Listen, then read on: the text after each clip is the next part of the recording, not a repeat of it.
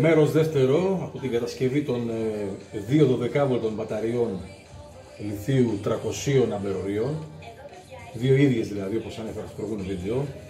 Κάνει και επεξήγηση τι υλικά θα χρησιμοποιηθούν. Οι μπαταρίες είναι σχεδόν τελειωμένες, το μόνο που έχει μείνει να κλείσει το κουτί σε κάθε μπαταρία. Μια μικρή επεξήγηση πάλι. Λοιπόν, οι μπαταρίες είναι έτοιμες. Μπήκε το BMS, μπήκαν όλα, extra balancer, φτιαχτήκαν οι πόλοι όπως είχα εξηγήσει και σε ένα άλλο βίντεο σεμινάριο.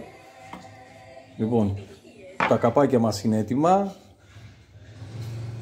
έτσι με το βολτόμετρο, με τους διακόπτες, είναι όλα έτοιμα. Το μόνο που έχει μείνει είναι να κλειστούν τα κουτιά και να μπουν χειρολαβές και οι αναμονές για φόρτιση. Λοιπόν, οι μπαταρίες είναι έτοιμες, ρυθμισμένες, τα BMS ρυθμιστήκαν όλοι οι παράμετροι, είναι έτοιμες προς χρήση. Θα κάνω μια γρήγορη επεξήγηση και να δούμε και την εσωτερική τους αντίσταση.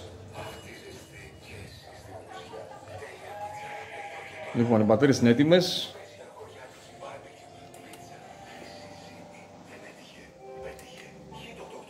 Είναι πλήρως φορτισμένες, 300 αμπέρ 12V. Θα κάνουμε και μέτρηση τώρα της αντίστασης.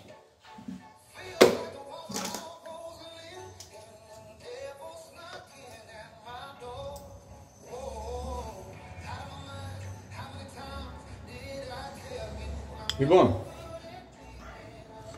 η αντίστασή μας είναι 1,9 μιλιόμ, δηλαδή σχεδόν 2 μιλιόμ, είναι super, είναι ό,τι χαμηλότερο μπορεί να γίνει σε μια 12V 300. Θα κάνουμε μέτρηση και στην άλλη.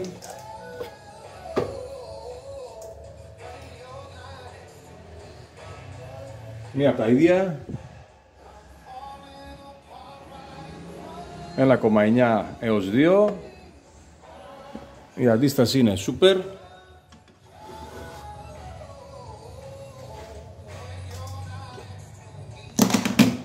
Λοιπόν, 12V μπαταρίες 300 με 200 BMS. Λιθίου λίθο από 4. Το βάρος είναι 26 κιλά η κάθε μία.